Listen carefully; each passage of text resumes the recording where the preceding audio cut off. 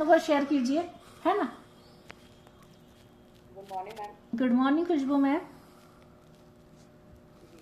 तो 28 डेज में आपका क्या रिजल्ट आया मैम? सब ध्यान से सुनिए, बिल्कुल। मैम मैं आई थी। जी।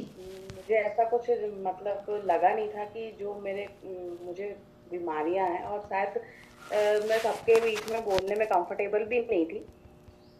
मुझे पहले मतलब बहुत बॉडी पेन होता था। मेरा मेरा बहुत दिनों से, लगभग 1 साल से सिर्फ पेन का ट्रीटमेंट चल रहा था। तो अभी जब से मैं ये फ्यूल वगैरह ले रही हूँ और सारी चीजें फॉलो कर रही हूँ, समय पे खाना, समय पे सोना, तो बॉडी पेन तो मेरा समथिंग 50% कम हो गया है। और दवाइयाँ भी, अभी डॉक्टर से तो मेरी वैसे बात नहीं हुई है, लेकिन बॉडी पेन मेरा कम हो गया है। तो मैं खुद से ही दवाइयों को, मैंने अभी लगभग 15 दिन हो गया है बिल्कुल बंद कर दिया है। और खड़े होके खाना बनाना बहुत बड़ा मतलब चैलेंज था। लेकिन अभी सब बना रही हूँ, सब कर रही हूँ, उतना पेन नहीं होता है। इतना पेन होता था कि मैं खाना बनाते बनाते रोती थी। मेरे को कमर से नीचे इतना पेन होता था, घुटने में, और मेरे पैर सूज जाते थे। लेकिन अभी ऐसा कुछ भी नहीं हो रहा है जब से ये फ्यूल ले रही हूँ। और कोई भी समस्या रहती है तो चौरिया सर को तुरंत कॉल करते हैं, और वो समय समय पे गाइड करते रहते हैं। अभी मेरा वेट 68 हो गया था। 74 से मैं यहाँ आई थी और 68 हो गया था। बट कुछ समय के लिए मुझे अभी बाहर जाना पड़ा। तो खा लो, अरे ऐसा कर लो, ये कर लो, डाइट, क्या तुम्हारी डाइट है, यानी कई प्रकार के कमेंट करते हैं। तो मजबूरी बन जाती है। 1 वीक से फिर मैंने वही रूटीन चालू किया, तो वो फिर 69 हो गया है। इसलिए मैं अब कहीं किसी के यहाँ जाना भी पसंद नहीं करती, क्योंकि कहीं भी जाओ तो रूटीन पूरा गड़बड़ हो जाता है। यस, मैं राइट। एक एक बात जानना था मैडम, आप बहुत अच्छे से मतलब सेशन में मैं देखता हूँ कि अटेंटिव होकर देखते सुनते। पहली बार मर्तबा जब मैं देखा तो आप थोड़ा सा फीलिंग जो था एनर्जेटिक नहीं था। शायद मैं सही कह रहा हूँ? सर बिल्कुल सही बोल रहे हैं, क्योंकि सबसे ज्यादा समस्या मेरे साथ है जो नींद की। मैं सुबह उठते उठते से ही मेरे एक तो पूरी बॉडी में जकड़न रहती थी, जी। और मेरे को फ्रेश लगते ही नहीं था। दिन भर नींद आती थी, दिन भर नींद। अच्छा, एक और बात कहना था कि आप कुछ मेडिसिन ले रहे थे, आप जिक्र किए, तो वो मेडिसिन जो है आपको खाली पेन के लिए था या कुछ और चीज़ें भी थी कि, और आपने बंद किया तो डॉक्टर के पैरामीटर्स, हम ये कहेंगे कि डॉक्टर के परामर्श के ऊपर ही आप उस चीज़ को रेक्टिफाई करें तो ठीक रहेगा, ताकि उनको भी पता लगे कि क्या लगा हुआ है करके।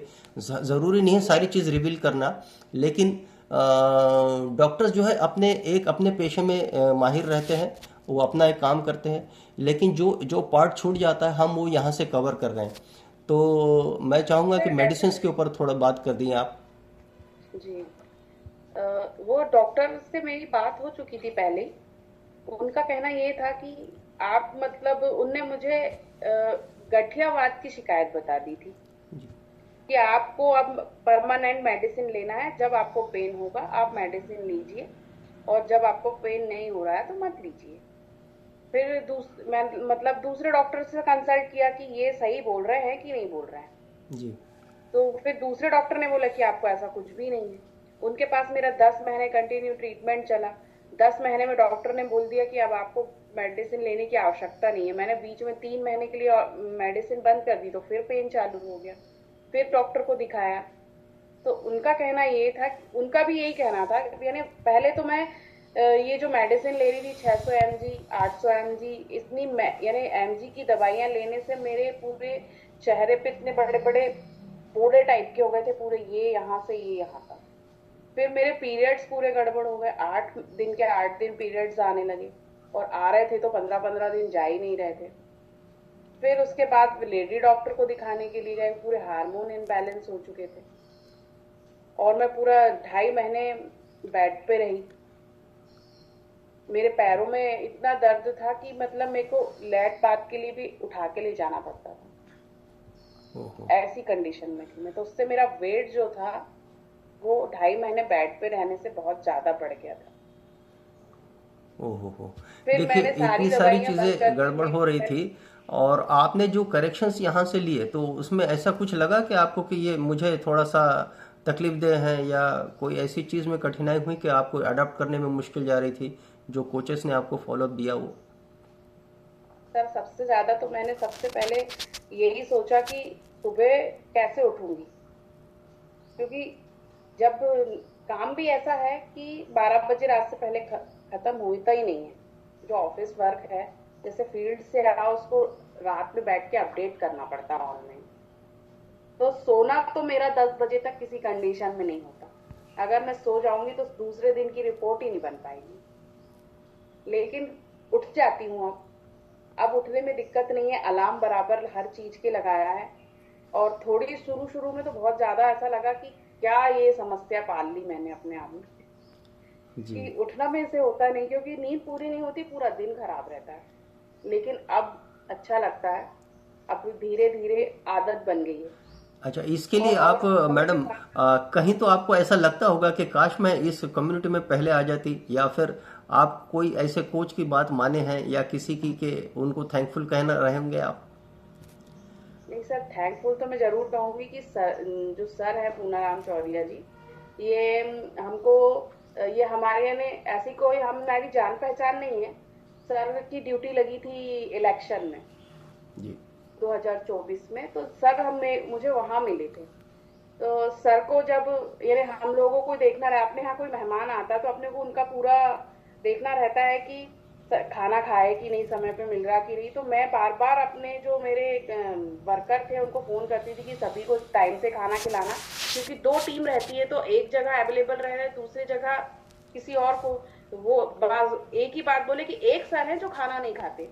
मुझे लगा कि हो सकता है भाई सर ये गांव का खाना पसंद नहीं करते होंगे, इस वजह से खाना नहीं खा रहे होंगे।